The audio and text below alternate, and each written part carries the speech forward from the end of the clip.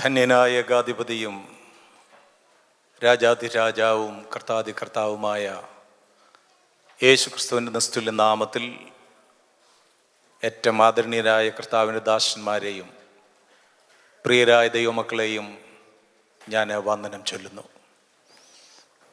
വിശേഷാൽ UK European യൂണിയനിലുമുള്ള ദൈവസഭകളുടെ പ്രവർത്തനങ്ങൾക്ക് നേതൃത്വം കൊടുക്കുന്ന കർത്താവിൻ്റെ വലിയൊരു ദാസൻ, ക്രിസ്തുവിൽ ഞാൻ ഏറെ സ്നേഹിക്കുന്ന ബഹുമാനിക്കുന്ന ജോക്കുര്യൻ പാസ്റ്റർ, സെക്രട്ടറിയായി സേവനമനുഷ്ഠിക്കുകയും ഈ മീറ്റിങ്ങിൻ്റെ മോഡറേറ്ററുമായിരിക്കുന്ന പാസ്റ്റർ ബിജു ചെറിയാൻ, മറ്റ് നേതൃനിരയിൽ അധ്വാനിക്കുന്ന ദൈവത്തിൻ്റെ ദാസന്മാർ,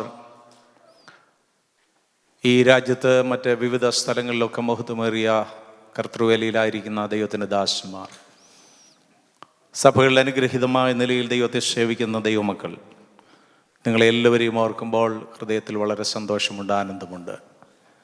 what a beautiful evening of worship and fellowship.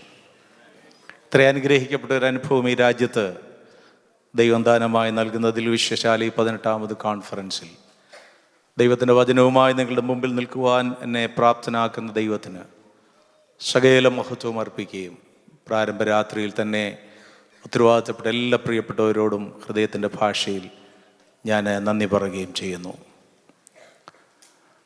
1988 ഞാൻ വേദപഠനശാലയിൽ തിരുവചന പഠനത്തിനായിട്ട് കടന്നു പോകുന്നത്. 90 കാലഘട്ടം എന്ന് പറയുന്നത് ദൈവസഭയെ സംബന്ധിച്ചിടത്തോളം കേരളത്തിൽ ഒരു ലീഡർഷിപ്പ് ക്രൈസിസിൻ്റെ കാലഘട്ടമായിരുന്നു. ആ സമയത്ത് എൻ്റെ ഒരു അധ്യാപകൻ എന്നോട് പറഞ്ഞു, എടാ, ചർച്ച് ഓഫ് ഗോഡിൽ നേതൃനിരയിൽ വരാൻ ഒരാളെ എനിക്കറിയാം. ഞാൻ ചോദിച്ചു, അതാരാ? അപ്പോൾ എന്നോട് പറഞ്ഞു, പാസ്റ്റർ ജോ കുര്യൻ. അദ്ദേഹത്തോടുകൂടെ സദേൺ ഏഷ്യ ബൈബിൾ കോളേജിൽ പഠിച്ച ഒരു സഹപാഠി എൻ്റെ അധ്യാപകനായിരുന്നു. അപ്പം അന്ന് അങ്ങനെയൊക്കെ സംഭവിക്കുമെന്ന് വിചാരിച്ചുവെങ്കിലും ദൈവത്തിൻ്റെ ദാസനെക്കുറിച്ചുള്ള ദൈവിക നിർണയം ഈ രാജ്യത്തും സമീപ രാജ്യങ്ങളിലും ദൈവസഭയുടെ പ്രവർത്തനങ്ങൾക്ക് നേതൃത്വം കൊടുക്കുക എന്നുള്ളതായിരുന്നല്ലോ. ദൈവത്തിൻ്റെ ദാസനിലൂടെ, സഹപ്രവർത്തകരിലൂടെ ദൈവം ചെയ്തുകൊണ്ടിരിക്കുന്ന എല്ലാ ശ്രേഷ്ഠകരമായ ശുശ്രൂഷകൾക്കായും ഞാൻ കർത്താവിനെ സ്തുതിക്കുകയാണ്. ഭാരതത്തിലുള്ള ദൈവസഭകളുടെ നേതൃത്വങ്ങളുടെയും ദൈവ മക്കളുടെയും പ്രത്യേക വന്ദനങ്ങളും ആശംസകളും ഈ സമ്മേളനത്തിന് ഞാൻ അറിയിക്കുന്നു. ദൈവസഭയുടെ അന്തർദേശീയ നേതൃത്വത്തിൽപ്പെട്ട ചിലരോട് ഞാൻ ഈ കോൺഫറൻസിനെ കുറിച്ച് അറിയിച്ചപ്പോൾ അവരുടെ പ്രാർത്ഥനയും അവരുടെ വന്ദനവും ഈ സമ്മേളനത്തെ അറിയിക്കുവാനായിട്ട് ആവശ്യപ്പെട്ടിട്ടുണ്ട്. ഈ അവസരത്തിൽ ഞാനതും കൺവേ ചെയ്യുന്നു. ഇന്ന് രാത്രി വളരെ അനുഗ്രഹിക്കപ്പെട്ട ആരാധനയിൽ ഭാഗവാക്കാകുവാൻ ദൈവം നമ്മളെ പ്രാപ്തരാക്കി. പ്രിയ സഹോദരൻ സോണി, മറ്റ് പ്രിയപ്പെട്ട സഹോദരങ്ങളൊക്കെ നേതൃത്വം നൽകി അനുഗ്രഹിക്കപ്പെട്ട ആരാധന, പാട്ട് പാടി ദൈവത്തെ ആരാധിക്കുന്ന സമയം അവസാനിച്ചുവെങ്കിലും നമ്മുടെ അധരങ്ങളിൽ നിന്ന്, നമ്മുടെ ഹൃദയത്തിൽ നിന്ന് ദൈവത്തിന് അർപ്പിക്കുന്ന ആരാധനയും മഹത്വവും അവസാനിച്ചിട്ടില്ല. അത് അവസാനിക്കരുത്. ഒടുവിൽ വരെ, ഈ യോഗമാശീർവാദം പറയുന്നത് വരെ നാം ദൈവത്തെ ആരാധിച്ചു കൊണ്ടിരിക്കണം. കർത്താവ് നമ്മുടെ ഇടയിൽ ഈ ദിവസങ്ങളിൽ വലിയ കാര്യങ്ങൾ ചെയ്യും എന്ന് ഞാൻ കർത്താവിൽ വിശ്വസിക്കുന്നു. നിങ്ങൾ എത്ര പേർക്ക് ആ വിശ്വാസമുണ്ട്? ദൈവത്തിന് ഞാൻ മഹത്വം കരയേറ്റുന്നു. വളരെ അനുഗ്രഹിക്കപ്പെട്ട ഒരു തീം തിരഞ്ഞെടുക്കുവാൻ ഉത്തരവാദിത്തപ്പെട്ടവരെ ദൈവത്തിൻ്റെ ആത്മാവ് നിയോഗിച്ചു. ആ തീമിൻ്റെയും അടിസ്ഥാനപരമായി ഉപയോഗിക്കുന്ന വാക്യത്തിൻ്റെയും ഒരു ആമുഖം വളരെ ഷോർട്ടായിട്ട്, സ്ട്രോങ് ആയിട്ട് കർത്താവിൻ്റെ ദാസൻ നമുക്ക് മുമ്പിൽ അവതരിപ്പിച്ചു കഴിഞ്ഞു. മീഖ ചാപ്റ്റർ 7 വേഴ്സ് 11. വിവിധ പരിഭാഷകളിൽ അർത്ഥതലത്തിൽ പല വ്യത്യാസങ്ങളുമുണ്ട്.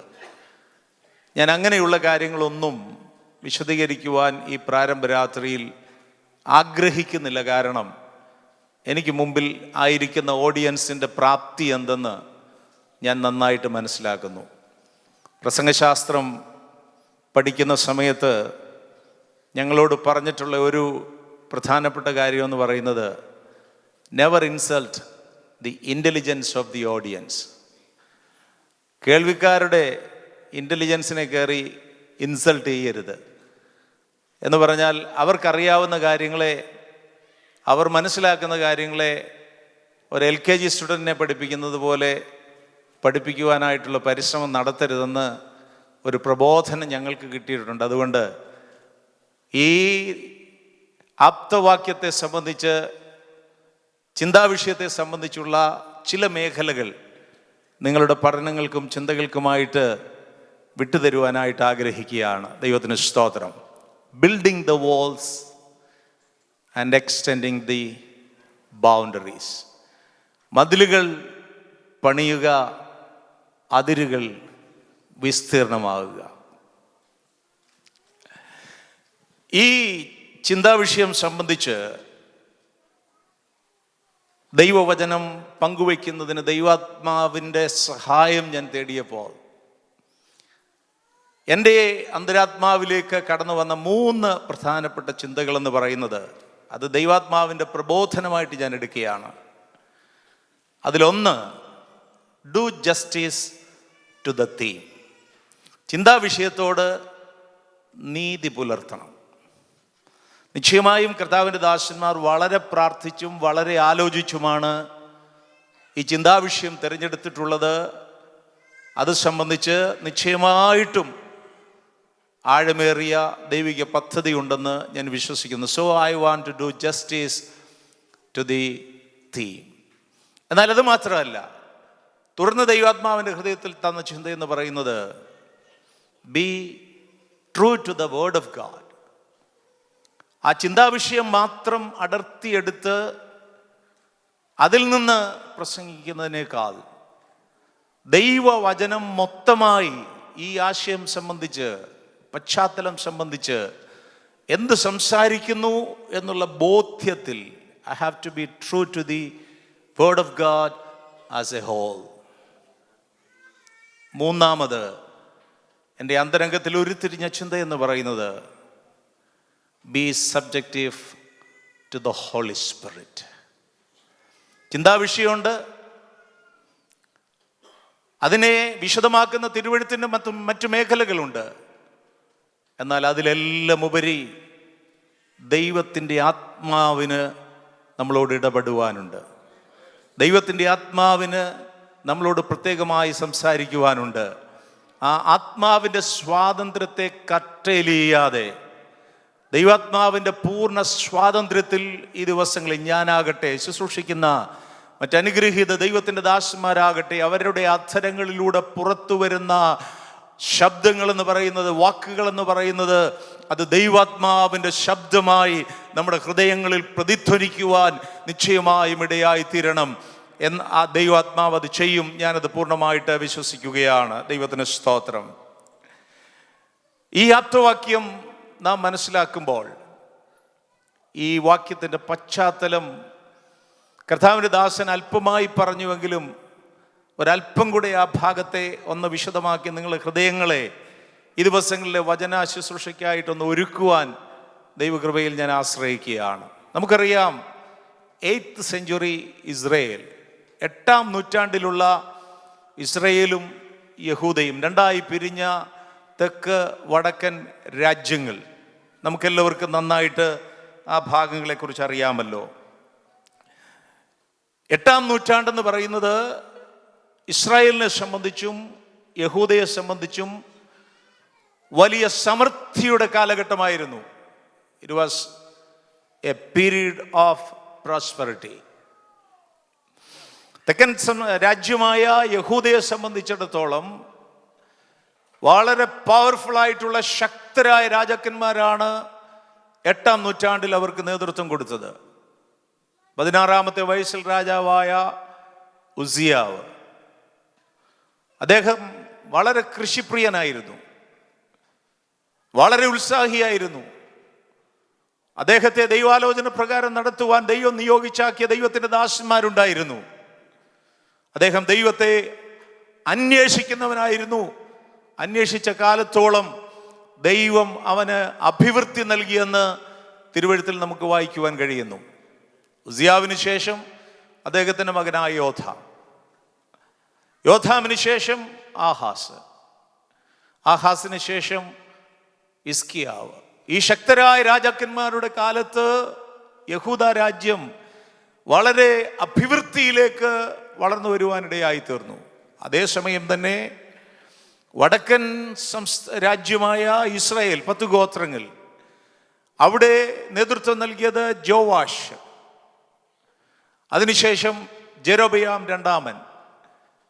ജെരോബെയാം രണ്ടാമനെ സംബന്ധിച്ചിടത്തോളം അദ്ദേഹം ട്രേഡിൽ, ബിസിനസ്സിൽ വളരെ താല്പര്യമുള്ളയാളായിരുന്നു. ശമരിയെ ഒരു വളരെ വ്യവസായ വാണിജ്യ പട്ടണമായിട്ട് വളർത്തിയെടുക്കുന്നതിൽ ജെരോബെയാം രണ്ടാമൻ വിജയിക്കുവാനായിട്ടിടയായി തീർന്നു. ഞാൻ ഈ പറഞ്ഞു വരുന്നതിൻ്റെ അർത്ഥം, വളരെ കെട്ടുറപ്പോടുകൂടെ വളരെ സമ്പൽ സമൃദ്ധിയിൽ 2 രാജ്യങ്ങളും കഴിയുന്ന പ്രത്യേക സാഹചര്യം നമുക്ക് കാണുവാനായിട്ട് കഴിയുന്നു.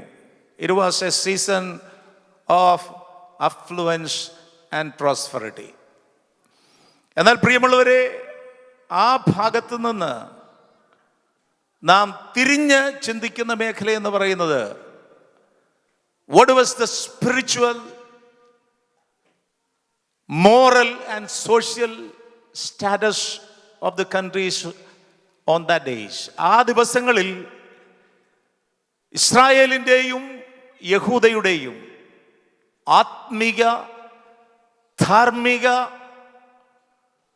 സാമൂഹ്യ പശ്ചാത്തലത്തെക്കുറിച്ച് ഒരു ചെറിയ അറിവ്, വിശേഷാൽ ആത്മീക പശ്ചാത്തലത്തെക്കുറിച്ച് ഒരു ചെറിയ അറിവെന്ന് പറയുന്നത് നമുക്ക് വളരെ പ്രയോജനപ്പെടുന്ന ഒരു കാര്യമാണ്. ആത്മീക പശ്ചാത്തലം നമ്മളൊന്ന് നോക്കുമ്പം, തിരുവെഴുത്തിലേക്ക് കടന്നു വരുമ്പോൾ നമുക്ക് കാണുവാൻ കഴിയുന്നത്, മീഖാ പ്രവചനത്തിൽ നാം വായിക്കുന്നത് 3-ാം അധ്യായത്തിൻ്റെ 1-ാം അധ്യായത്തിൽ നമ്മളിങ്ങനെ വായിക്കുന്നു, അവിടുത്തെ ജനം പ്രതികരിക്കുന്നത് എന്തെന്നറിയാമോ? 1-ാം അധ്യായത്തിൻ്റെ 6-ാം വാക്യത്തിൽ, പ്രസംഗിക്കരുതെന്ന് 2-ാം അധ്യായത്തിന് അവർ പ്രസംഗിക്കുന്നു. ഇവയെക്കുറിച്ച് അവർ പ്രസംഗിക്കേണ്ടതല്ല. Prophesy ye not say they to them that prophecy.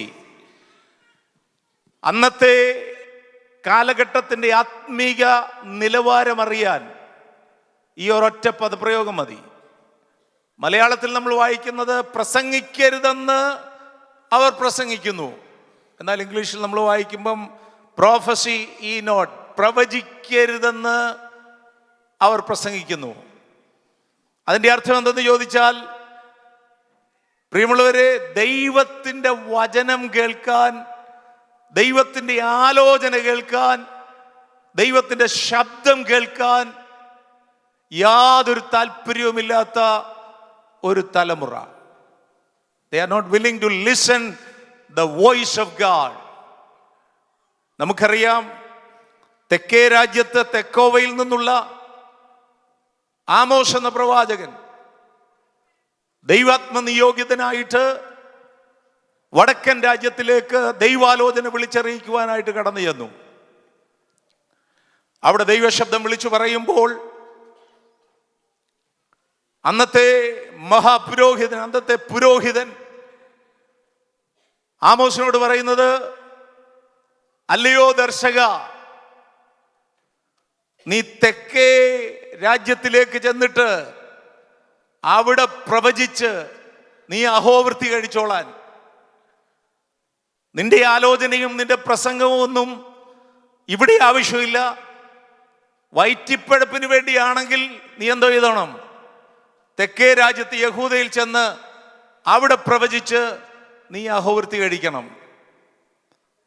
പുരോഹിതന്റെ പ്രതികരണമാണ് നമുക്ക് കാണുവാൻ കഴിയുന്നത്. പുരോഹിതൻ തുടങ്ങി സാധാരണ ജനങ്ങൾ വരെ ആർക്കും ദൈവവചനം ആവശ്യമില്ലാത്ത ഒരു തലമുറ 8-ാം നൂറ്റാണ്ടിൽ ഇസ്രായേലിലും യഹൂദയിലും നമുക്ക് കാണുവാനായിട്ട് കഴിയുന്നുണ്ട്. ദൈവത്താൽ നിയോഗിക്കപ്പെട്ട പ്രവാചക വൃന്ദം ആ കാലഘട്ടത്തിൽ യെശയ്യാവ്, ഹോശിയ, ആമോസ്, മീഖ ഈ ദൈവത്തിൻ്റെ ദാസന്മാർ വളരെ ശക്തമായി ദൈവത്തിൻ്റെ വചനം പ്രസംഗിച്ചവരാണ്.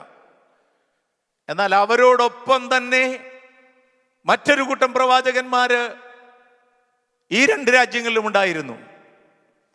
അവരുടെ പ്രത്യേകതയെക്കുറിച്ച് 3-ാം അധ്യായത്തിൻ്റെ 5-ാമത്തെ വാക്യത്തിൽ പ്രിയമുള്ളവരെ ഇങ്ങനെയാണ് നമ്മൾ വായിക്കുന്നത്: എൻ്റെ ജനത്തെ തെറ്റിച്ച് കളയുകയും. അപ്പോൾ ദൈവത്തിൻ്റെ ജനത്തെ ദൈവ വഴിയിൽ നിന്ന് തെറ്റിച്ച് കളയുന്നതിൽ ഒരു പങ്ക് വഹിച്ചിരുന്നത് അന്നത്തെ സോ കോൾഡ് പ്രോഫറ്റ്സ് ആണ്. They claim to be the prophets of God. ദൈവത്തിന്റെ പ്രവാചകന്മാരെന്ന് അവർ അവകാശപ്പെടുന്നവരാണ്. എന്നാൽ അവരെ കുറിച്ച് ദൈവത്തിന്റെ വചനം ദൈവാത്മാവിൽ എഴുതപ്പെട്ടിരിക്കുന്നത് നാം വായിക്കുന്നു. അവർ ജനത്തെ തെറ്റിച്ച് കളയുന്ന പ്രവാചകന്മാരാണ്. പ്രിയമുള്ളവരെ, നാം സൂക്ഷ്മതയുള്ളവരായിരിക്കണം. അത് BC 8-ാം നൂറ്റാണ്ടിൽ മാത്രമല്ല, not only in 8th century BC, even in this 21st century AD, ഈ 21-ാം നൂറ്റാണ്ടിലും പ്രവാചകൻ എന്നുള്ള പേരിൽ, അഭിഷക്തൻ എന്നുള്ള പേരിൽ, ദൈവത്തിന്റെ പ്രതിനിധി എന്നുള്ള പേരിൽ ദൈവജനത്തെ തെറ്റിച്ച് കളയുന്ന ആളുകൾ, കള്ളപ്രവാചകന്മാർ എഴുന്നേറ്റുകൊണ്ടിരിക്കുന്ന ഈ കാലഘട്ടത്തിൽ ഹല്ലേലൂയ, എല്ലാ ശബ്ദങ്ങൾക്കും കാതുകൊടുക്കാതെ, എല്ലാ ആലോചനകൾക്കും തലകുനിക്കാതെ ദൈവത്തിന്റെ ശബ്ദത്തെ ദൈവത്തിന്റെ വചനത്തിന്റെ വെളിച്ചത്തിൽ വിവേചിച്ചേറ്റെടുക്കുവാൻ കൃപ ലഭിച്ച ദൈവമക്കൾക്കായി ഇന്ന് രാത്രി ഞാൻ എൻ്റെ കർത്താവിനെ സ്തുതിക്കുകയാണ്. പ്രിയമുള്ളവരെ, we need the discerning power in these days. നമുക്ക് വിവേചന ശക്തി ഈ ദിവസങ്ങളിൽ വളരെ ആവശ്യമാണ്. സ്തോത്രം. കാണുന്നതിൻ്റെ എല്ലാം പുറകെ പോകാൻ, കേൾക്കുന്നതിൻ്റെ എല്ലാം പുറകെ പോകാൻ നമുക്കിടയായി തീരരുത്. നേരെ മറിച്ച് പത്യോപദേശത്തെ, സത്യവചനത്തെ മുറുകെ പിടിക്കുവാൻ ഇന്ന് രാത്രി തയ്യാറുള്ള എത്ര ദൈവമക്കളുണ്ട്, അവരെ ഓർത്ത് ഞാൻ എൻ്റെ കർത്താവിനെ സ്തുതിക്കുകയാണ്. ആ കാലഘട്ടത്തിൽ ഒരു കൂട്ടം പ്രവാചകന്മാർ അവർ ജനത്തെ തെറ്റിച്ച് കളയുന്നു. അടുത്തത്, പല്ലിന് കടിപ്പാൻ വല്ലതുമുണ്ടെങ്കിൽ അവരെന്ത് ചെയ്യുന്ന അറിയാമോ? സമാധാനം പ്രസംഗിക്കുന്നു. They proclaim peace. അവർ സമാധാനം പ്രസംഗിക്കുന്നു. പല്ലിന് കടിക്കാൻ വല്ലതും ഇട്ടുകൊടുക്കുന്നുണ്ടെങ്കിൽ, ഇല്ലെങ്കിൽ ഇട്ടുകൊടുക്കാത്തവന്റെ നേരെ വിശുദ്ധ യുദ്ധം ഘോഷിക്കുകയും ചെയ്യുന്ന പ്രവാചകന്മാരെ കുറിച്ച് യഹോവ ഇപ്രകാരം അരുളി ചെയ്യുന്നു. ശ്രദ്ധിക്കുക ദൈവമക്കളെ, പല്ലിന് കടിപ്പാൻ വല്ലതും ഉണ്ടെങ്കിൽ സമാധാനം, ഇല്ല എങ്കിൽ അവർക്കെതിരെ വിശുദ്ധ യുദ്ധം. How corrupt were the prophets of those days. ആ കാലഘട്ടത്തിലെ പ്രവാചകന്മാർ എത്രമാത്രം അധപ്പതിച്ചിരുന്നു, എത്രമാത്രം മലിനപ്പെട്ടിരുന്നു, എത്രമാത്രം ദൈവത്തിൽ നിന്നും ദൈവിക പദ്ധതിയിൽ നിന്നും അകന്നു പോയിരുന്നു എന്നുള്ളത് ഇന്ന് രാത്രി ദൈവമക്കൾ മനസ്സിലാക്കുക. 3-ാം അധ്യായത്തിന്റെ 11-ാമത്തെ വാക്യത്തിലേക്ക് വരുമ്പോൾ നാം ഇങ്ങനെയാണ് വായിക്കുന്നത്: അതിലെ തലവന്മാർ സമ്മാനം വാങ്ങി ന്യായം വിധിക്കുന്നു. The leaders of the society, they denied justice through bribing. കൈക്കൂലി വാങ്ങിക്കൊണ്ട് അവര് ന്യായം മറിച്ചു കളയുകയാണ്, ന്യായവിധി നടത്തുകയാണ്.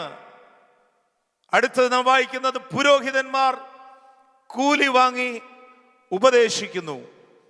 അതിലെ പ്രവാചകന്മാർ പണം വാങ്ങി ലക്ഷണം പറയുന്നു. എന്നിട്ടും അവർ യഹോവയെ ചാരി, യഹോവ നമ്മുടെ ഇടയിൽ ഇല്ലയോ, അനർത്ഥം നമുക്ക് വരികയില്ല എന്ന് പറയുന്നു. ശ്രദ്ധിക്കുക, പ്രവാചകന്റെയും പുരോഹിതന്റെയും സാധാരണ ജനത്തിന്റെയും ആത്മീയ നിലവാരം വളരെ വ്യക്തമാക്കുന്ന വാക്കുകളാണ് ഇന്ന് രാത്രി നമുക്ക് മുന്നിൽ വായിക്കപ്പെട്ടത്.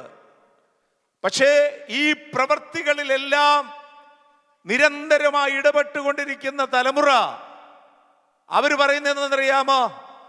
God is in our midst. അവർ പറയുക, ദൈവം എന്തുകൊണ്ട് ഞങ്ങളുടെ നടുവിലുണ്ട്, ഞങ്ങളുടെ നടുവിലുണ്ട്. എന്നിട്ട് അവർ പറയുന്നത്, ഞങ്ങൾക്ക് ഒരനർത്ഥവും വരികയില്ല. How confident they are. Even though they lead a life against the word of God, against the will of God, against the purpose of God, they claim the presence of God with them. And they are confident that there will not be any problem or issues. അവർക്ക് യാതൊരു അനർത്ഥവും വരികയില്ല എന്നുള്ള ഒരു കോൺഫിഡൻസിൽ കഴിയുന്ന ഒരു തലമുറയാണ് നമുക്ക് കാണുവാൻ കഴിയുന്നത്. ദ സോഷ്യൽ കണ്ടീഷൻ, അവരുടെ സാമൂഹിക വ്യവസ്ഥിതിയെ കുറിച്ച് കൂടെ ഒന്ന് പറഞ്ഞ് ഞാൻ വേഗത്തിൽ മുന്നോട്ട് പോകാം. പ്രിയമുള്ളവരെ, ആമോസിന്റെ പുസ്തകം 4-ാം അധ്യായം, ഹോശേയ പ്രവചനം 4-ാം അധ്യായം 1-ാം വാക്യത്തിൽ നാം വായിക്കുമ്പോൾ ഇങ്ങനെയാണ് വായിക്കുന്നത്: ഇസ്രായേൽ മക്കളെ, യഹോവയുടെ വചനം കേൾപ്പീൻ. യഹോവയ്ക്ക് ദേശനിവാസികളോട് ഒരു ഉപകാരമുണ്ട്. ദേശത്ത് സത്യവുമില്ല, ദൈവമില്ല, ദൈവിക പരിജ്ഞാനവുമില്ല. അടുത്തത്, അവർ ആണയിടുന്നു, ഫോഷ്ക് പറയുന്നു, കൊല ചെയ്യുന്നു, മോഷ്ടിക്കുന്നു, വ്യഭിചരിക്കുന്നു, വീട് മുറിക്കുന്നു, രക്തപാതകത്തോട് രക്തപാതകം കൂട്ടുന്നു. ആമോസ് 4-ലേക്ക് വരുമ്പം എളിയവരെ പീഡിപ്പിക്കുന്ന തങ്ങളുടെ ഭർത്താക്കന്മാരോട് വീഞ്ഞു കൊണ്ടുവരിക, ഞങ്ങൾ കുടിക്കട്ടെ എന്ന് പറയുന്ന ഭാഷാന്യ പശുക്കളെ കുറിച്ച് നമുക്ക് അവിടെ വായിക്കുവാൻ കഴിയുന്നു. ഈ പറയപ്പെട്ട എല്ലാ വാക്യങ്ങളും നമ്മളോട് സംസാരിക്കുന്നത്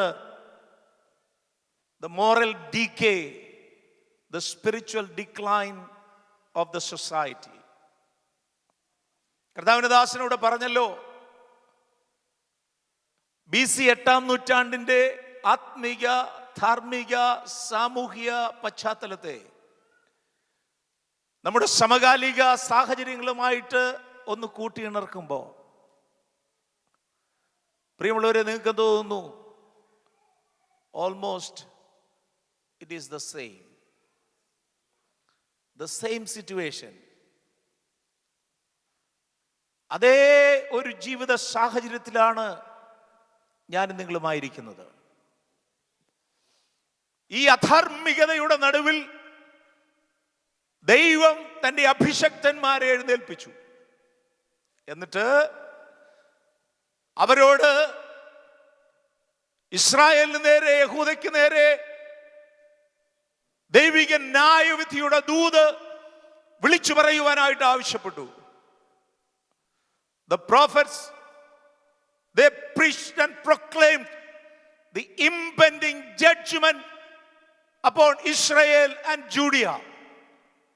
യഹൂദയ്ക്ക്, ഇസ്രായേലിന് നേരെ അതിവേഗം സംഭവിക്കുവാൻ പോകുന്ന ദൈവിക ന്യായവിധിയെ കുറിച്ച് ദൈവത്തിന്റെ പ്രവാചകന്മാർ വിളിച്ചു പറയുവാനായിട്ടിടയായി തീർന്നു. ഇന്ന് രാത്രി എന്നെ കേൾക്കുന്ന ദൈവത്തിന്റെ മക്കളെ, ഈ കാലഘട്ടത്തിന്റെ ആവശ്യങ്ങളിൽ ഒന്നെന്ന് പറയുന്നത്, ആരെയും ഭയപ്പെടാതെ, ആരുടെയും മുഖം നോക്കാതെ, ഒരൽപ്പം പോലും ഡൈല്യൂട്ട് ചെയ്യാതെ ദൈവത്തിന്റെ ആലോചന, ദൈവത്തിന്റെ അരുളപ്പാട്, ദൈവത്തിന്റെ ശബ്ദം വിളിച്ചു പറയുന്ന ദൈവത്തിന്റെ ദാസന്മാരെയാണ്, പ്രവാചകന്മാരെയാണ് ഈ കാലഘട്ടത്തിന്റെ ആവശ്യം എന്ന് പറയുന്നത്. Whenever there was a decay, moral decay, social decay, spiritual decay, ഒരധപ്പതനം എവിടെയൊക്കെ ഉണ്ടായിട്ടുണ്ടോ അവിടെയെല്ലാം ദൈവം തന്റെ പ്രവാചകന്മാരെ എഴുന്നേൽപ്പിച്ചിട്ടുണ്ട്. ഇന്നും ദൈവം അങ്ങനെയുള്ള ദൈവത്തിന്റെ അഭിഷക്തന്മാരെ അവിടെ എവിടെയെങ്കിലും എഴുന്നേൽപ്പിച്ചിരിക്കുന്നതോർത്ത്, നമ്മുടെ നടുവിൽ നിലനിർത്തിയിരിക്കുന്നതോർത്ത് ഇന്ന് രാത്രി കർത്താവിനെ സ്തുതിക്കുവാൻ എത്ര ദൈവമക്കൾക്കിടയായി തീരും. Praise the Lord. അങ്ങനെ ദൈവത്താൽ നിയോഗിതരായി എഴുന്നേറ്റ 8-ാം നൂറ്റാണ്ടിലെ പ്രവാചക വൃന്ദമാണ് യെശയ്യാവ്, ഹോശേയ, ആമോസ്, മീഖ തുടങ്ങിയ ദൈവത്തിന്റെ ദാസന്മാർ. They preached the impending judgment upon the people of Israel and Judea. അവരുടെ പ്രവചനങ്ങൾ അന്നത്തെ കാലഘട്ടത്തിന് സ്വീകാര്യമായിരുന്നില്ല. അന്നത്തെ തലമുറ അവരുടെ ആലോചന ഏറ്റെടുക്കുവാൻ തയ്യാറായിരുന്നില്ല. അന്നത്തെ തലമുറയ്ക്ക് കാതുകൾക്ക് ഇമ്പമായ സന്ദേശമായിരുന്നില്ല ആ പ്രവാചകന്മാർ വിളിച്ചു പറഞ്ഞത്. They were the spokespersons of God. They were the mouthpiece of God. ഇന്ന് രാത്രി ഞാൻ ദൈവത്തെ സ്തുതിക്കുന്നു. ഈ കാലഘട്ടത്തിലും ദൈവത്തിന്റെ വക്താക്കളായി, ദൈവത്തിന്റെ നാവായി ദൈവം നിയോഗിച്ചാക്കിയിരിക്കുന്ന, ദൈവകരങ്ങൾ ഉപയോഗിക്കപ്പെടുന്ന ദൈവത്തിന്റെ ദാസന്മാരെ ഓർത്ത് ഈ രാത്രി കർത്താവിനെ സ്തുതിക്കുവാൻ ദൈവമക്കളെ നമുക്കിടയായി തീരട്ടെ.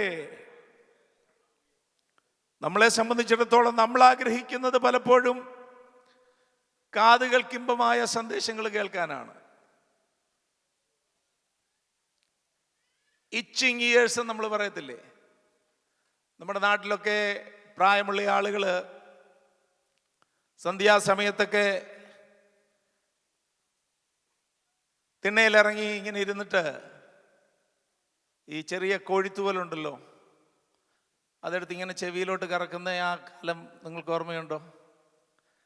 അതുകൊണ്ട് പ്രത്യേകിച്ച് കാര്യമൊന്നുമില്ല, പക്ഷേ ഇത് കറക്കുമ്പോൾ ഒരു സുഖം, അത് തിരിയുമ്പോൾ ഒരു പ്രത്യേക സുഖം എന്ന് പറയുന്നത് പോലെ കാതുകളെ സൂചിപ്പിക്കുന്ന സന്ദേശമാണ് നമുക്ക് എല്ലാവർക്കും കേൾക്കാൻ ഇഷ്ടമെന്ന് പറയുന്നത്. എന്നാൽ ദൈവത്തിൻ്റെ ആലോചന എപ്പോഴും നമുക്ക് കാതുകൾക്ക് ഇമ്പമാകണമെന്നില്ല. ഹല്ലേലൂയ. നമ്മെ കറക്റ്റ് ചെയ്യുന്ന, നമ്മെ തിരുത്തുന്ന, നമ്മെ ദൈവത്തിലേക്ക് മടക്കി കൊണ്ടുവരുന്ന, ഹല്ലേലൂയ, ദൈവിക പദ്ധതികൾക്കായി നമ്മെ ഒരുക്കുന്ന ദൈവത്തിൻ്റെ ശബ്ദം കേൾക്കാൻ ഭാഗ്യം ലഭിച്ചെങ്കിൽ അത് നമ്മുടെ ജീവിതത്തിൻ്റെ ധന്യതയാണ് കേട്ടോ. ഹല്ലേലൂയ. ഇന്ന് രാത്രി ദൈവത്തിൻ്റെ ആത്മാവെന്നെ കറക്റ്റ് ചെയ്യുന്നെങ്കിൽ ഞാനത് ഏറ്റെടുക്കാൻ തയ്യാറാണെന്ന് എത്ര ദൈവമക്കൾക്ക് പറയുവാനായിട്ടിടയായി തീരും. ദൈവത്തിന് സ്തോത്രം. ഈ പ്രത്യേക സാമൂഹ്യ പശ്ചാത്തലത്തിൽ, ആത്മീക പശ്ചാത്തലത്തിൽ, ധാർമ്മിക പശ്ചാത്തലത്തിൽ ദൈവത്തിൻ്റെ പ്രവാചകന്മാർ എഴുന്നേറ്റ് നിന്നുകൊണ്ട് ദൈവത്തിൻ്റെ സന്നിധി വിളിച്ചു പറയുന്ന ന്യായവിധിയുടെ ദൂതുണ്ട്. ഒരു വശത്ത് it is the message of judgment. എന്നാൽ ഈ 8-ാം നൂറ്റാണ്ടിലെ പ്രവാചകന്മാരുടെ സന്ദേശത്തിൻ്റെ ഒരു പ്രത്യേകത എന്ന് പറയുന്നത് അവർ ന്യായവിധിയെക്കുറിച്ച് മാത്രമല്ല പ്രസംഗിച്ചത്. ന്യായവിധി ഒരു ഭാഗത്ത്, വരുവാനുള്ള പ്രവാസത്തെക്കുറിച്ച്, ജാതികളുടെ കയ്യിൽ അവർ ഏൽപ്പിക്കപ്പെടുവാൻ പോകുന്നതിനെ കുറിച്ചൊക്കെ വളരെ വ്യക്തമായി വിശാലമായി ദൈവാലോചന പറയുമ്പോഴും there was a message of hope. പ്രത്യാശയുടെ ഒരു ദൂതുണ്ടായിരുന്നു, പ്രതീക്ഷയുടെ ഒരു ദൂതുണ്ടായിരുന്നു, യഥാസ്ഥാപനത്തിൻ്റെ ഒരു ദൂതുണ്ടായിരുന്നു. ദൈവം തൻ്റെ ജനത്തെ റെസ്റ്റോർ ചെയ്യുമെന്ന്. റെസ്റ്റോറേഷൻ ഓഫ് ദി റിപ്പന്റന്റ് റെമനന്റ് എന്ന് പറഞ്ഞാൽ അനുതപിക്കുന്ന ഒരു കൂട്ടം അല്ലെങ്കിൽ ഒരു ശേഷിപ്പ്, അവർക്കുണ്ടാകുവാൻ പോകുന്ന റെസ്റ്റോറേഷൻ അല്ലെങ്കിൽ യഥാസ്ഥാപനത്തെ കുറിച്ച് വളരെ വ്യക്തമായ ദൂത് ഈ പ്രവാചകന്മാർ സംസാരിക്കുവാനിടയായി തീർന്നു. ശ്രദ്ധിക്കുക ദൈവമക്കളെ, അങ്ങനെ ഒരു ഭാഗത്ത് വന്ന് സംഭവിക്കുവാൻ പോകുന്ന ദൈവിക ന്യായവിധി, അവർക്കുണ്ടാകുവാൻ പോകുന്ന പ്രവാസം, ആ സന്ദേശം വളരെ ശക്തമായി മുഖം നോക്കാതെ വിളിച്ചു പറയുമ്പോൾ തന്നെ പ്രവാചകന്മാർ അവരുടെ ആത്മദൃഷ്ടി അതിനപ്പുറത്തേക്ക് കൊണ്ടുപോയിട്ട് അവിടുന്ന് ദൈവശബ്ദം വിളിച്ചു പറയുകയാണ്, നിങ്ങളുടെ മതിലുകൾ പണിയുവാനുള്ള നാൾ വരുന്നു. ബിൽഡിംഗ് യുവർ വാൾസ്, നിങ്ങളുടെ മതിലുകൾ പണിയുവാനുള്ള നാഴിക വരുന്നു. നിങ്ങളുടെ അതിരുകൾ വിസ്തീർണമാകുവാനുള്ള നാഴിക വരുന്നു, നാൾ വരുന്നു എന്ന് പ്രവാചകൻ സന്ദേശം വിളിച്ചു പറയുകയാണ്. ഇന്ന് രാത്രി എന്നെ കേൾക്കുന്ന ദൈവത്തിൻ്റെ മക്കളോട് ദൈവാത്മാവിൽ എനിക്ക് പറയുവാനുള്ളത്, ഇസ്രായേലിൻ്റെയും യഹൂദയുടെയും പശ്ചാത്തലത്തിൽ നിന്നുകൊണ്ടുള്ള ഒരു ചിന്താവിഷയം ഈ 3 ദിവസങ്ങളിൽ നാം ഒരുമിച്ച് ധ്യാനിക്കുമ്പോൾ, what is the purpose? What is the purpose? അതുകൊണ്ടുള്ള ഉദ്ദേശം എന്താ ദൈവമക്കളെ? ഇസ്രായേലിന്റെ ചരിത്രത്തിൽ സംഭവിച്ച കാര്യങ്ങളെ കുറിച്ച് കുറച്ച് അറിവ് സമ്പാദിക്കുക എന്നുള്ളതല്ല നമ്മുടെ ലക്ഷ്യം എന്ന് പറയുന്നത്. നമ്മൾ 1 കൊരിന്ത്യർ 10-ാം അധ്യായം വായിക്കുന്ന സമയത്ത് ഇസ്രായേലിന്റെ ചരിത്രത്തിന്റെ ഏടുകളിൽ നിന്ന് അപ്പോസ്തലനായ പൗലോസ് അവർ മിസ്രൈമിൽ നിന്ന് വിടുവിക്കപ്പെട്ടത്, മരുഭൂമിയിലൂടെ യാത്ര ചെയ്തത്, അവരുടെ 40 വർഷത്തെ ജീവിത അനുഭവങ്ങൾ അതെല്ലാം വിളിച്ചു പറഞ്ഞതിന് ശേഷം ഒരു വാചകം ഇങ്ങനെ പറയുന്നുണ്ട്: എന്നാൽ അവരിൽ മിക്ക പേരിലും ദൈവം പ്രസാദിച്ചില്ല, അവരെ മരുഭൂമിയിൽ തള്ളിക്കളഞ്ഞുവെന്ന് നിങ്ങൾ അറിയാതെ ഇരിക്കരുത്. ഈ കാര്യങ്ങളൊക്കെ പറഞ്ഞതിന് ശേഷം പ്രധാനപ്പെട്ട 2 പദപ്രയോഗങ്ങൾ അവിടെയുണ്ട്. അതിലൊന്നെന്ന് പറയുന്നത് ഇത് നമുക്ക് ദൃഷ്ടാന്തമായി ഭവിച്ചു. എടുത്തു പറയുമ്പോൾ ഇത് അവർക്ക് ദൃഷ്ടാന്തമായി ഭവിച്ചു. ലോകാവസാനം വന്നെത്തിയിരിക്കുന്ന നമുക്ക് ബുദ്ധി ഉപദേശത്തിനായിട്ട് എഴുതിയിരിക്കുന്നു. What is the purpose of writing the history of Israel? ഇസ്രായേലിന്റെ ചരിത്രത്തിന്റെ ഏടുകളെ ഒന്നും മറച്ചു വയ്ക്കാതെ, അവരുടെ അകൃത്യത്തെ മറച്ചു വയ്ക്കാതെ, അവരോട് അരുളി ചെയ്ത ന്യായവിധിയെ മറച്ചു വയ്ക്കാതെ, അവരുടെ ജീവിതത്തിൽ ദൈവം വരുത്തിയ ഇടപെടലുകളെ മറച്ചു വയ്ക്കാതെ തിരുവെഴുത്തിൽ എഴുതി ചേർത്തിരിക്കുന്നതിന്റെ കാരണമെന്ന് പറയുന്നത് ഇത് അവർക്ക് ദൃഷ്ടാന്തമായി ഭവിച്ചു. ലോകാവസാനം വന്നെത്തിയിരിക്കുന്നത് നമുക്കോ ബുദ്ധി ഉപദേശത്തിനായിട്ട് എഴുതി വച്ചിരിക്കുന്നു. എന്നെ കേൾക്കുന്ന ദൈവമക്കളെ, ഇന്ന് രാത്രി ഒരു കാര്യം മനസ്സിലാക്കുക. 8-ാം നൂറ്റാണ്ടിലെ ഇസ്രായേലിന്റെയും യഹൂദയുടെയും പശ്ചാത്തലങ്ങളെ കുറിച്ച് പരിശുദ്ധാത്മാവ് തിരുവെഴുത്തിന്റെ വെളിച്ചത്തിൽ നമ്മെ ഈ കോൺഫറൻസിൽ ബോധവാന്മാരാക്കുന്നുവെങ്കിൽ, if the Spirit of the Lord is conscientizing each and every one of you from the history of Israel and Judah from the 8th century, God has a purpose. ദൈവത്തിനൊരു ഉദ്ദേശമുണ്ട്. ആ ഉദ്ദേശം എന്തെന്ന് ചോദിച്ചാൽ, ഇസ്രായേലിന്റെ ചരിത്രത്തിൽ നിന്ന്, യഹൂദയുടെ ചരിത്രത്തിൽ നിന്ന് അവരുടെ വീഴ്ചയുടെ കാരണങ്ങളെ നാം കണ്ടെത്തിയിട്ട്, ഹല്ലേലൂയ, ആ കാരണങ്ങൾ നമ്മുടെ ജീവിതത്തിൽ ഉണ്ടെങ്കിൽ ആവശ്യമായ ക്രമീകരണങ്ങളെ വരുത്തുക.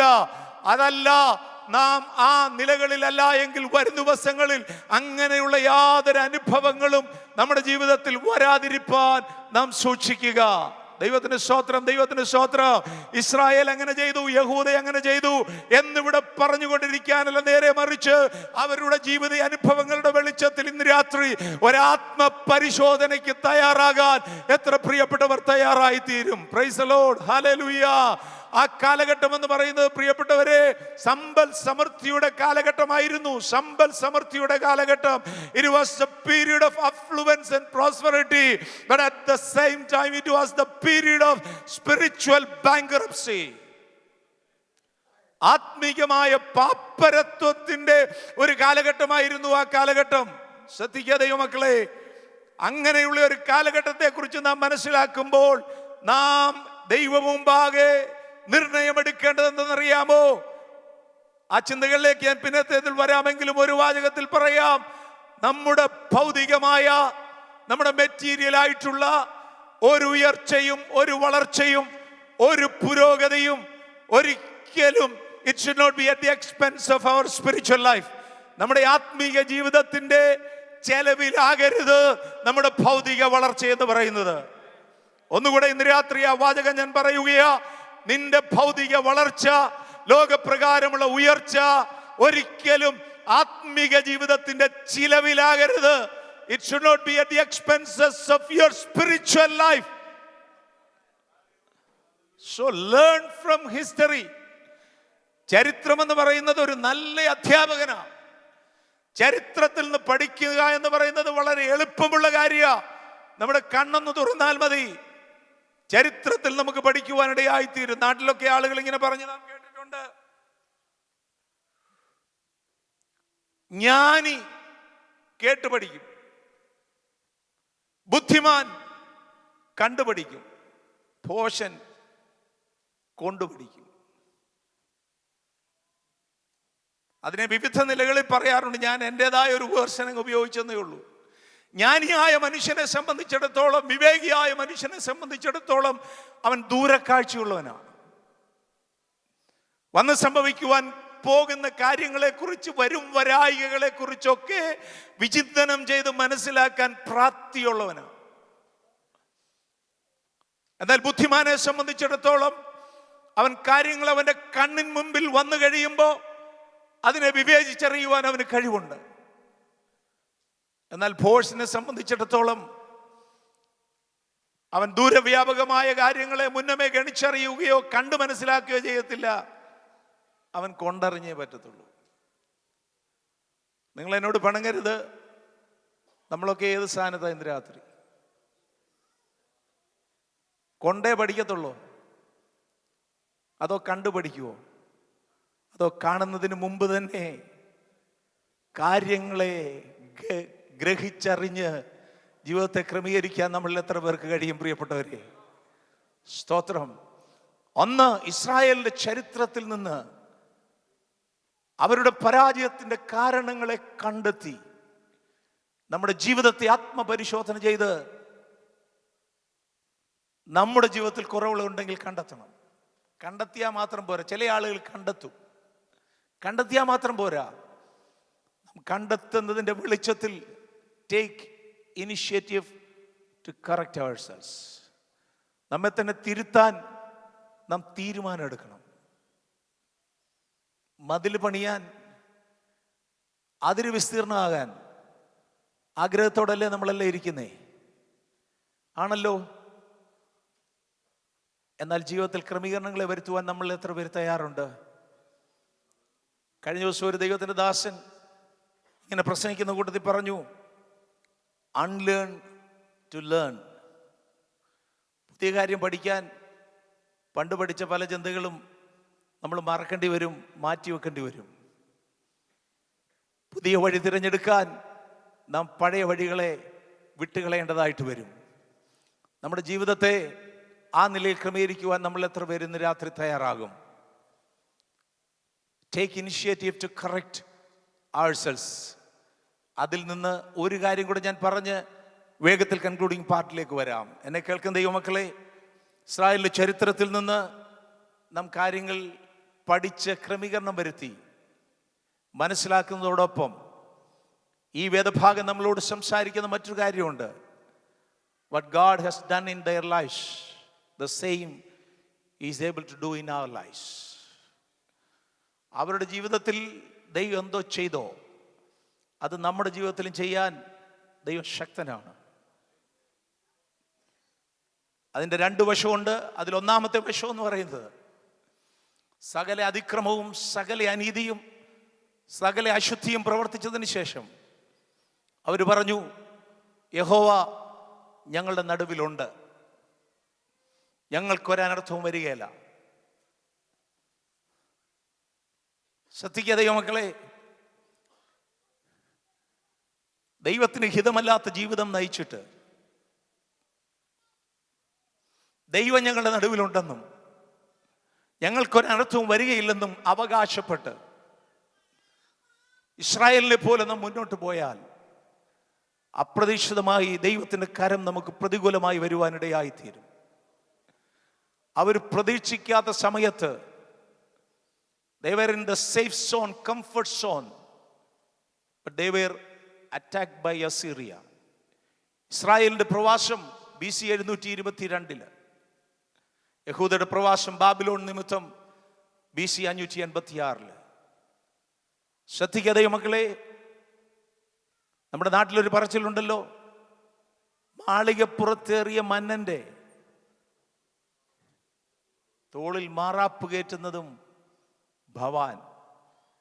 നമ്മൾ എത്ര ഉയർച്ചയിലാണെങ്കിലും എത്ര ഉന്നതിയിലാണെങ്കിലും ഏത് സേഫ് സോണിലായാലും ഏത് കംഫർട്ട് സോണിലായാലും കർത്താവിൻ്റെ ഹിതത്തിൽ നിന്ന് അകന്നു പോയാൽ, ദൈവത്തിൻ്റെ ഇഷ്ടത്തിൽ നിന്ന് മാറിപ്പോയാൽ, ദൈവത്തിൻ്റെ വചനത്തിൻ്റെ പ്രമാണം വിട്ടു ജീവിച്ചാൽ നിശ്ചയമായും നാം തകർച്ചകളെ അഭിമുഖീകരിക്കേണ്ടി വരും, പരാജയങ്ങളെ അഭിമുഖീകരിക്കേണ്ടി വരും. എന്നാൽ മറുഭാഗത്ത് അവർ തകർച്ചകളെ അഭിമുഖീകരിച്ചു, ശൂന്യതകളെ അഭിമുഖീകരിച്ചു, പ്രവാസത്തിന്റെ സകല പ്രതിസന്ധികളിലൂടെ അവർ കടന്നുപോയി.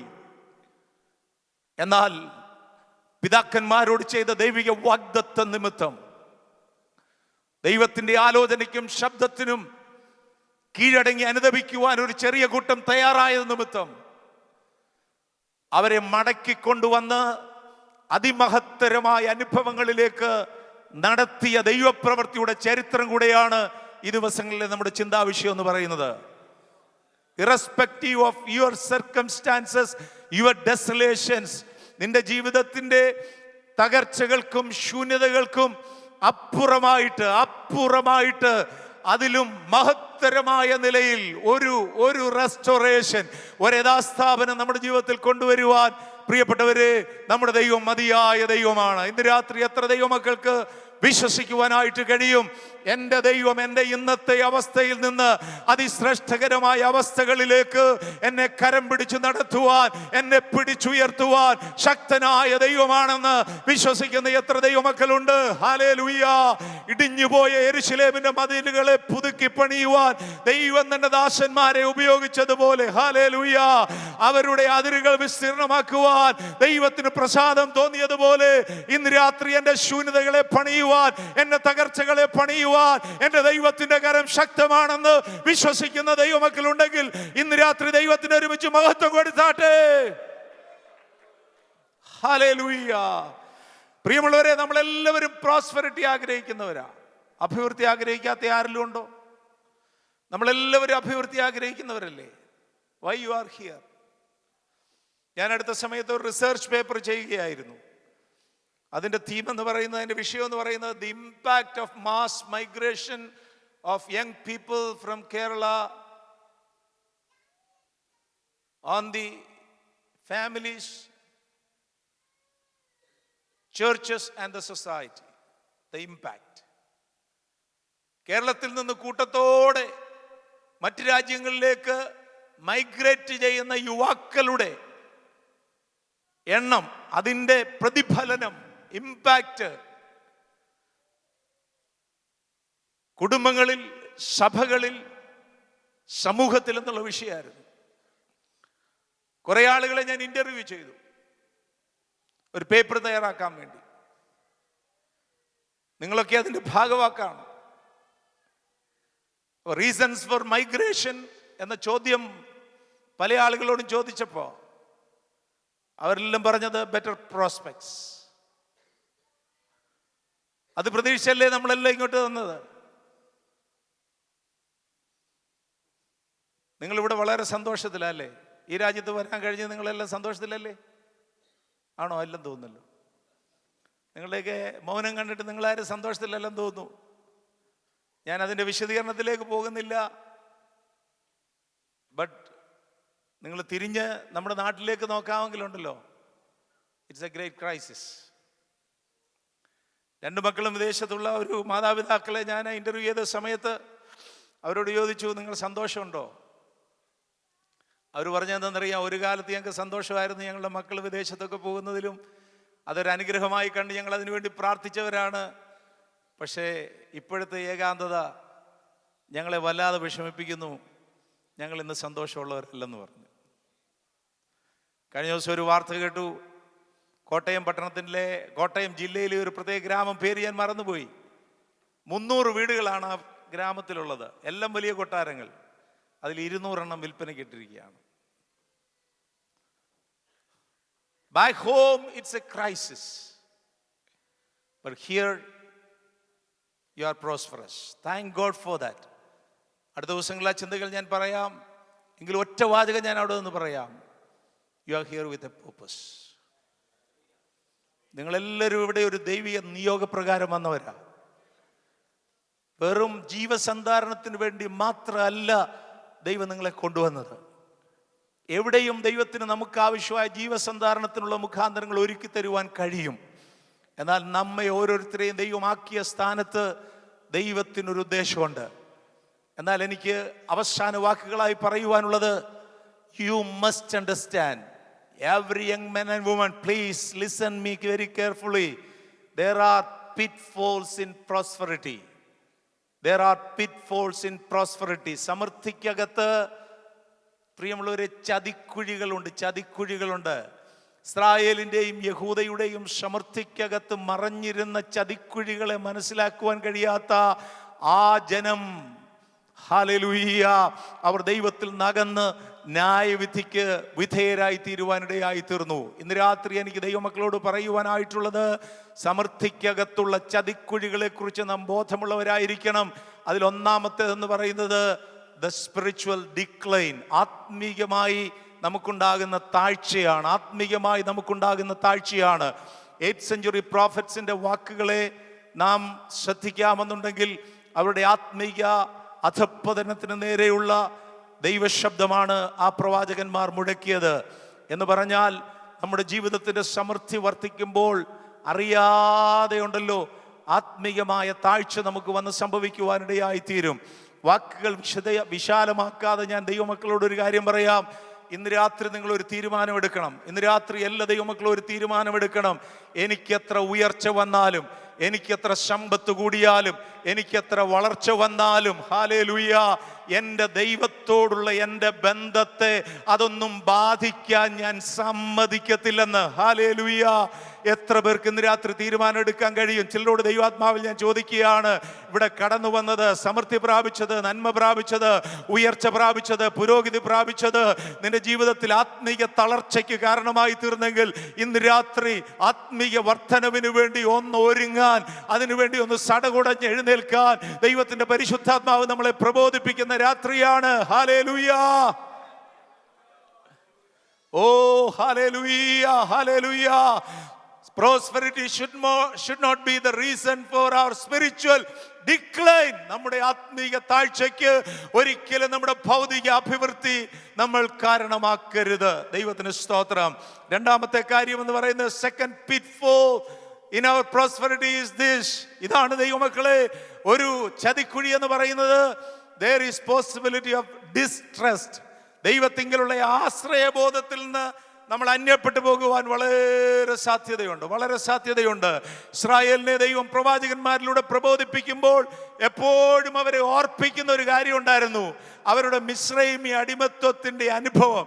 നിങ്ങൾ മിസ്രൈമിൽ അടിമകളായിരുന്നെന്ന്, അവിടെ നിന്ന് ദൈവം നിങ്ങളെ വിടുവിച്ചെന്ന്, അവിടെ നിന്ന് നിങ്ങളെ പുറപ്പെടുവിച്ചെന്ന്, നിങ്ങളുടെ പിതാക്കന്മാരെ മരുഭൂമിയിൽ നടത്തിയെന്ന്, ഈ കാര്യങ്ങളെല്ലാം അവരെ ഓർപ്പിച്ചിട്ട് അവരോടത് മറക്കരുതെന്ന് പ്രവാചകന്മാർ സംസാരിച്ചു. ഇന്ന് രാത്രി ഇവിടെ നിന്ന് നിങ്ങളോട് സംസാരിക്കുമ്പോഴും അതേ നിയോഗത്തിൽ എനിക്ക് പറയുവാനുള്ളത്, നെവർ ഫോർഗെറ്റ് യുവർ പാസ്റ്റ്. നിങ്ങളുടെ പൂർവ്വകാലങ്ങളെ നിങ്ങൾ ഒരിക്കലും മറന്നു കളയരുത്. 10 വർഷമായി കാണും, 20 വർഷമായി കാണും, 30 വർഷമായി കാണും.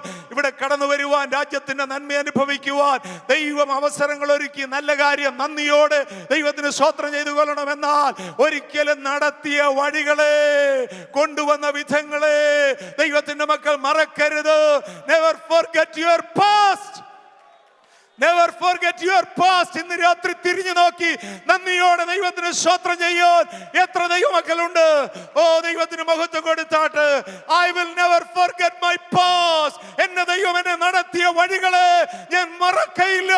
എന്നും അവനോട് ഞാൻ നന്ദിയുള്ളവനായിരിക്കുമെന്ന് വിളിച്ചു പറയുവാൻ കഴിയുന്ന ദൈവമക്കളുണ്ടെങ്കിൽ അധരം തുറന്ന് ഇന്ന് രാത്രി ദൈവത്തിന് സ്തോത്രം ചെയ്താട്ട്. Hallelujah, hallelujah. നമുക്ക് എങ്ങനെ മറക്കുവാൻ കഴിയും ദൈവമക്കളെ? ഒറ്റ വാചകമല്ലേ നമുക്ക് പറയുവാനുള്ളൂ. നമ്മുടെ താഴ്ചയിൽ നമ്മെ ഓർത്തവന് അവന്റെ ദയ എന്നേക്കുമുള്ളത്.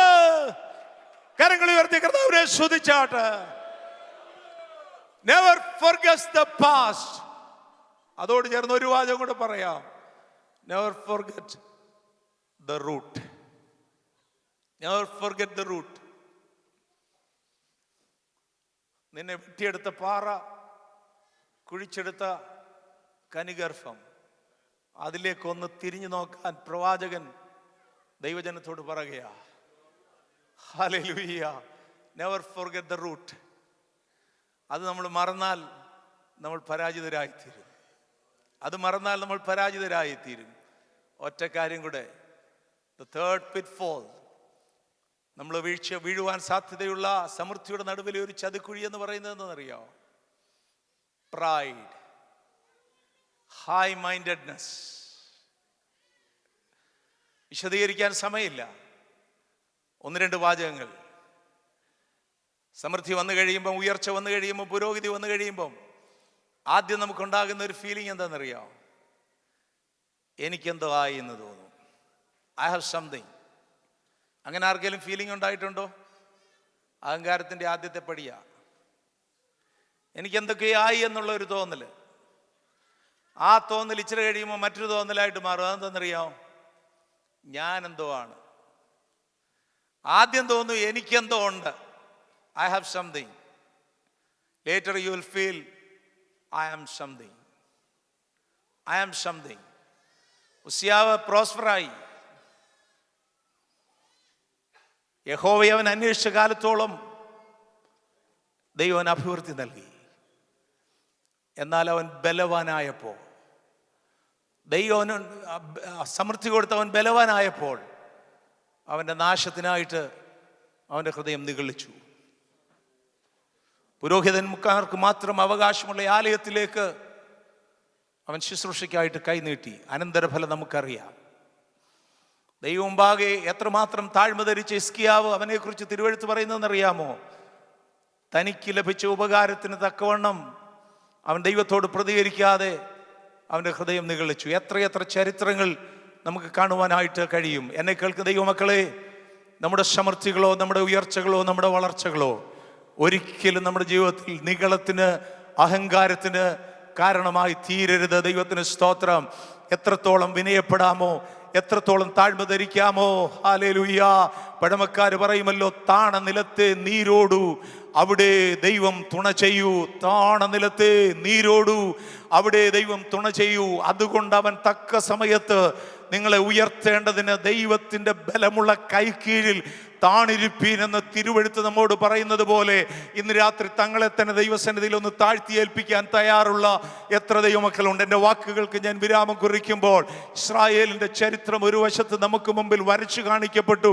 ആ ചരിത്രത്തിൻ്റെ വെളിച്ചത്തിൽ നമ്മെ തന്നെ അവലോകനം ചെയ്ത് അവർക്ക് പറ്റിയ പരാജയം എനിക്ക് പറ്റാതെ ഞാൻ എന്നെ തന്നെ കാത്തു സൂക്ഷിക്കുമെന്ന് തീരുമാനമുള്ള, സമർപ്പണമുള്ള ദൈവകരങ്ങളിൽ തങ്ങളെ തന്നെ അതിനായി ഏൽപ്പിച്ചു കൊടുക്കുവാൻ കഴിയുന്ന ദൈവമക്കളുണ്ടെങ്കിൽ ഒരു നിമിഷം ഒന്ന് ഏൽപ്പിച്ചു കൊടുത്താൽ എല്ലാ തലകളും ദൈവത്തിൽ വണങ്ങപ്പെടട്ടെ, എല്ലാ കണ്ണുകളും ദൈവത്തിൽ അടയപ്പെടട്ടെ. എല്ലാവരും ഒരു നിമിഷം ദൈവത്തോട് പ്രാർത്ഥിച്ചാട്ട്. ആരും മൗനമായിരിക്കരുത്, ആരും മൗനമായിരിക്കരുത്. ഇന്ന് രാത്രി ദൈവം നമ്മെ പണിയുവാൻ ആഗ്രഹിക്കുന്ന രാത്രിയാണ്. ഇന്ന് രാത്രി അവൻ നമ്മെ പുതുക്കുവാൻ ആഗ്രഹിക്കുന്ന രാത്രിയാണ്. അവൻ നമ്മിൽ ചിലത് പകരുവാൻ ആഗ്രഹിക്കുന്ന രാത്രിയാണ്. അതിനായി തങ്ങളെ തന്നെ ഏൽപ്പിച്ചു കൊടുക്കുവാൻ എത്ര ദൈവമക്കൾക്ക് കഴിയും. Hallelujah, hallelujah, hallelujah, hallelujah, hallelujah.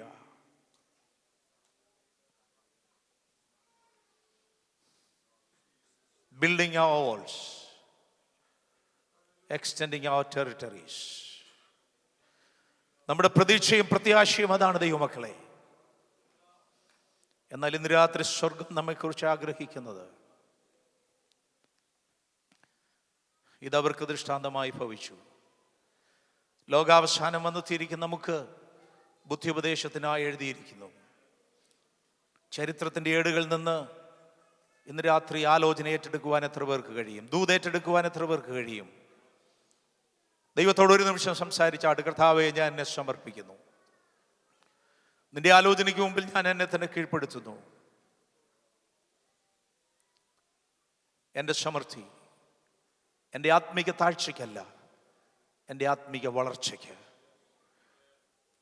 ഞാൻ നിഗളിക്കുവാനല്ല, ഒന്നുകൂടെ ദൈവം മുമ്പാകെ താഴുവാൻ. എൻ്റെ ദൈവത്തിലുള്ള ആശ്രയം അറ്റുപോകാതെ നിരന്തരമായി അങ്ങയിൽ ആശ്രയിപ്പാൻ ഞാൻ എന്നെ സമർപ്പിക്കുന്നു എന്ന് പറഞ്ഞ് ദൈവകരത്തിൽ നമ്മെ ഏൽപ്പിക്കാം. ഈ വചനങ്ങളാൽ ഇന്ന് രാത്രി ദൈവം നമ്മെ അനുഗ്രഹിക്കുമാറാകട്ടെ. Praise the Lord.